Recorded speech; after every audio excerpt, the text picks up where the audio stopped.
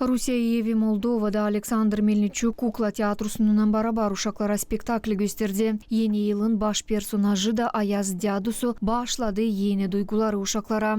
Сегодня Россотрудничество совместно с посольством Российской Bugün Россотрудничество Rusya Federasya'nın büyük elçisinden barabar getirdi Gagauziya'ya güzel hem açık bir aksiya. Angısının adı Rus masalı Başış gibi. Bu aksiyayı biz birkaç yıl sıra vardır geçiririz. Hem Gagauziya'ya onunla geliriz. Ama bu yıl yeni bir spektakli getirdik. Bu yıl biz geldik Terim Terim Ok spektaklisinden. Bize yardımcı oldular Aleksandr Melnichuk, tiyatronun aktörleri. Bu spektakl interaktif formasında geçecek. Uşaklar yakışıcıklar paylaşsınlar onda. Gagauziya'nın hem bütün dünyanın uşaklarına isterim dileme sağlık, kısmet, ko hepsi onlarda ıslah olsun. Ko onlar yeni yıl yurtlarını ıslah geçirsinler hem sağlıklı olsunlar.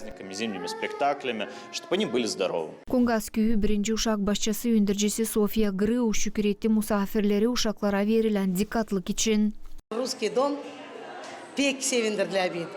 Pek büyük sevinmelik getirdiler bizim bu yasla. Bugün bizde bir yoğurtu. Öyle diyeceğim zere biz beklemezdik. Hani böyle olacak bize bir maaşış. Zere geldi Rusların tiyatrosu.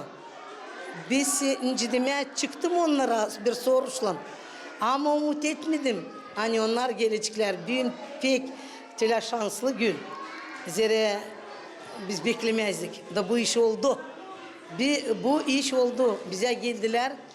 Geldiler kendi tiyatrosundan. Göstericiler uşaklara. Onlar değilse göstericiler ama onlar laf edecek uşaklarla, soruşacaklarınlarla. Verecekler onlara neyse işler yapsınlar. Uşaklar pek sevinir. Pek sevinir. Hani gelir gün Ayaz Diadusu da getirir onlara maaşlar, getirir onlara sevinmelik, getirir onlara bir dostluk. Hani biz beraber yaşayalım da sevinelim birbirimize. Da ne kadar çok böyle İslam yurtlar olacak, o kadar daha zengin bizim uşaklar olacak. O kadar daha çok sevinecek bizim analar babalar. Hani biz de tülati beraber hepsinden İslam yaşarız, kabul ederiz. Gelsin hepsi, biz hepsini kabul edeceğiz. Maria Duşkova 4 uşak anası anlattı. Hani böyle aksiyalar pek önemli uşaklara dine. Çünkü yeni yıla karşı her biri bekler büyülü olayları. İsterim şükür etmeye Rusya evini Moldova'da, hani geldiler bizim uşak başısına de kutlayalım bizim uşakları bir yeni yıl masallan. Sağ olun sen gelesiniz, sevindiresiniz bizim uşakları. Bizim uşaklar pek seviniyorlar, pek şenleniyorlar. Hepsi misafirlere.